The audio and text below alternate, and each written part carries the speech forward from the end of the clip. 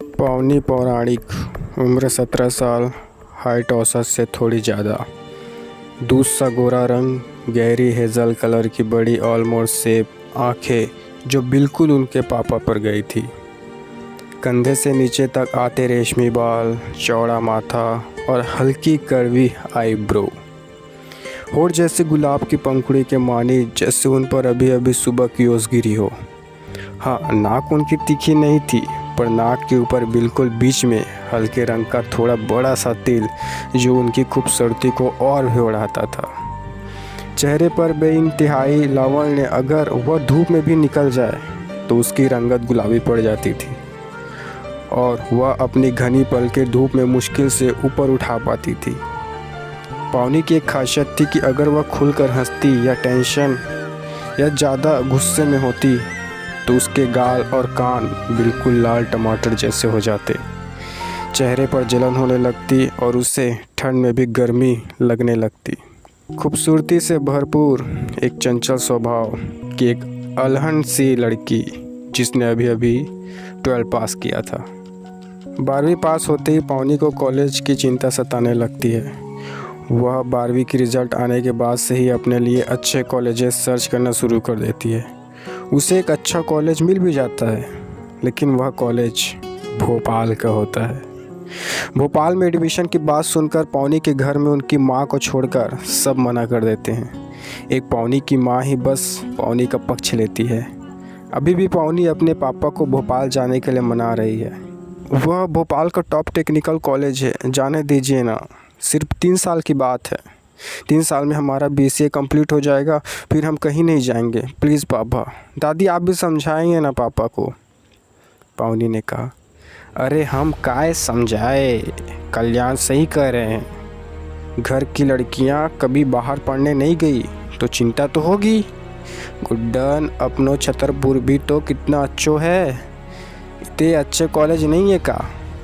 तुम्हें का शौक चढ़ा है भोपाल जाने को? दादी ने कहा, अपने छतरपुर में BCA के लिए अच्छे कॉलेज नहीं है, ना ही उनका कैंपस प्लेसमेंट अच्छा है। वैसे भी भोपाल कौन सा लंका के छोर पर बसा हुआ है, 5-6 घंटे का तो रास्ता है, पावनी ने कहा। पावनी के पापा कल्याण जी थोड़ी देर तक सोचते हैं, फिर पावनी से बोलते हैं, अभी हमें सोचने के लिए थोड़ा वक्त चाहिए, हम सुबह तक अपना फैसला बता देंगे। और यह कहकर कल्याण जी उठकर वहाँ से चले गए। पावनी यह सुनकर चुपचाप पापा के शब्दों में हाँ मिला दी, जी पापा। तभी पावनी की माँ अंजना जी पावनी को निश्चित रहने के लिए बोलती है। कल्याण जी रात में बहुत सोच विचार करते हैं, अंततः वह एक निर्णय ले लेते हैं। अगली सुबह पावनी अपने पापा से फिर पूछती है कि उन्होंने क्या फैसला लिया। कल्याण जी बोले, बेटा तुम्हें जहाँ पढ़ना है पढ़ो, लेकिन सिर्फ नौकरी के लिए नहीं पढ़ाई की जाती। हम अच्छे भले ज़मींदार लोग हैं, यह नौकरी चाकरी के लिए काम हमें शोभा नहीं देते। तो आप मान गए, आप हमें भोपाल जाने देंगे ना? पावनी ने कहा। हाँ बेटा, लेकिन 2 शर्त है। पावनी खुश होकर बोलती, हमें शर्त मंजूर है।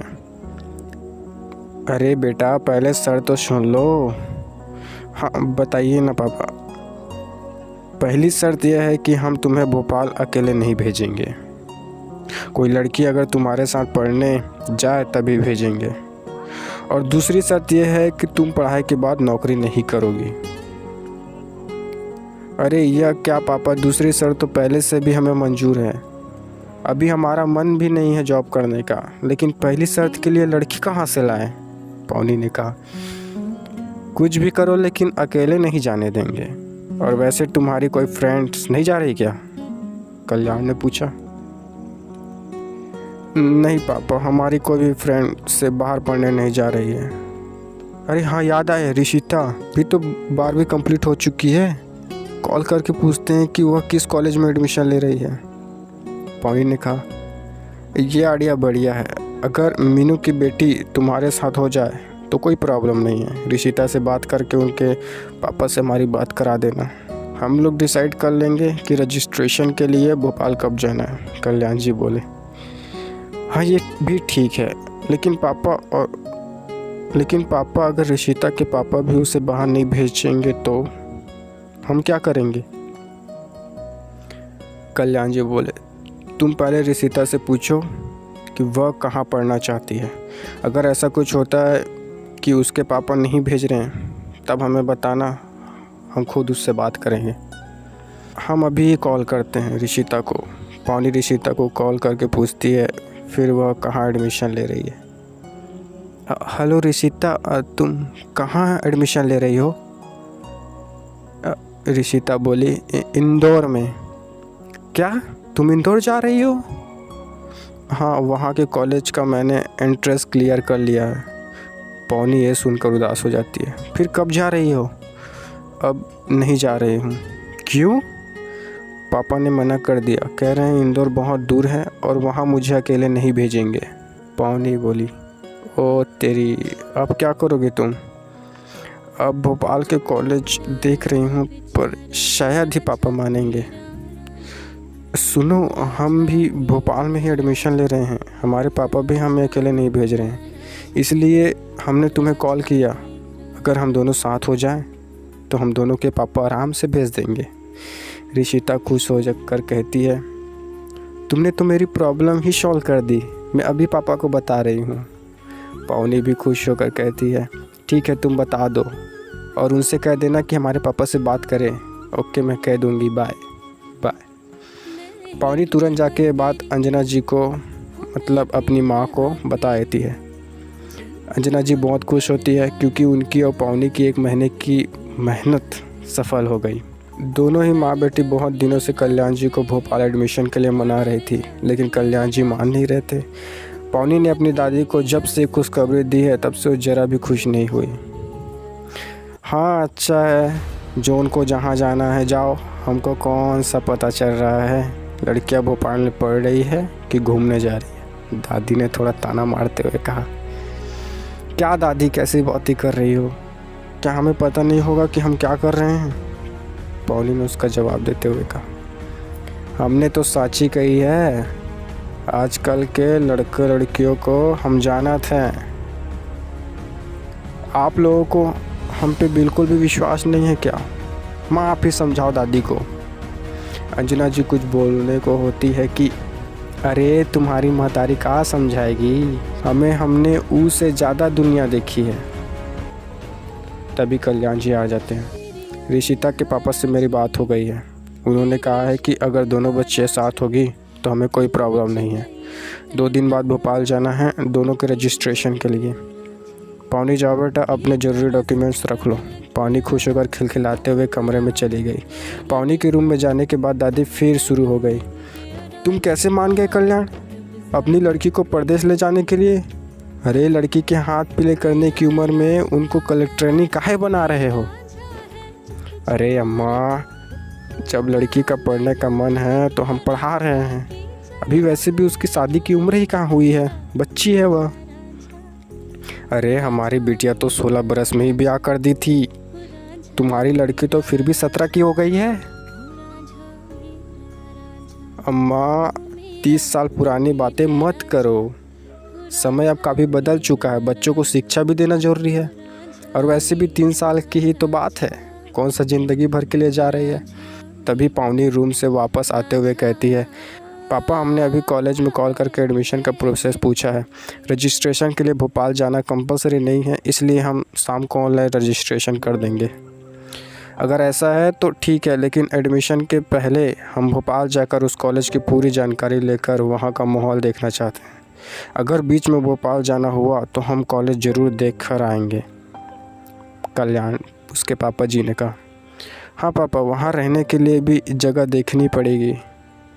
पावनी ने भी कहा, वह सब हम वहाँ जाकर देख लेंगे। रिशिता के पापा से हमारी बात हो चुकी है, हम साथ ही जाएंगे। चलो गुड डन, अब हंस के बताओ। पावनी खिलखिलाकर हंसने लगी। हाँ, अब लगी तुम कि हमारे गुड डन हो। कॉलेज की टेंशन में कितनी दुबली होती जा रही हो। अब ज़्यादा टेंशन मत लेना, ऐसी ही हंसती रहा करो। जी, अब हम हनी और टूडो के साथ खेलने जा रहे हैं। कल्याण जी हंसकर हाँ में सिर हिला देते हैं। फिर बोलता है, बच्ची है, पूरी पता नहीं बाहर के माहौल में कैसी रहेगी। तभी पावनी का बड़ा भाई संकल्प आकर कहने लगा, तो भेज ही क्यों रहे हो उसे? हमें भी तो दिल्ली जाना था, वहाँ तो आपने हमें भेजा नहीं। अच्छा, दिल्ली जाकर कौन सी फैक्ट्री में मजदूरी करते तुम? पढ़ाई का तो तुम्हारा आता पता नहीं है कि क्या कर रहे हो। ये बताओ, पिछले साल तो तुमने बताया था कि फाइनल ईयर में हो, अब एकदम से कैसे गाड़ी लुढ़क गई, सेकंड ईयर में आ गए? कल्याण जी ने कहा। पापा, कब ताना मारने छोड़ेंगे आप? संकल्प ने कहा। जब तक तुम काम धंधा नहीं करते। मुझे तो पता नहीं था कि मेरा लड़का इतना नल्ला होगा। हम कह रहे हैं पापा, आप गुड्डन को बाहर पहुंचाकर गलती कर रहे हैं। तो तुम किस लिए हो? एक आध बार मिलाना, अपनी बहन से उसका ध्यान रखना। अब शंकर कुछ भी नहीं बोला, बालों पर हाथ फेरता हुआ बाहर निकल गया। ऐसे ही एक हफ्ता निकल चुका था। इसी बीच कल्याण जी और ईशिता के पापा भोपाल जाकर कॉलेज विजिट कर चुके थे। वहाँ का माहौल उन दोनों को भी अच्छा लगा था। बाद में इन कॉलेज में क्या होने वाला था, इससे दोनों अनजान थे। कल्याण जी को क्या पता था कि इस कॉलेज में कोई ऐसा भी शख्स था जो एक दिन कल्याण जी को गलत साबित करने वाला था। आगे की स्टोरी सुनने के लिए चैनल को सब्सक्राइब, लाइक्स कर दीजिए। अगला पार्ट बहुत जल्द आएगा। धन्यवाद।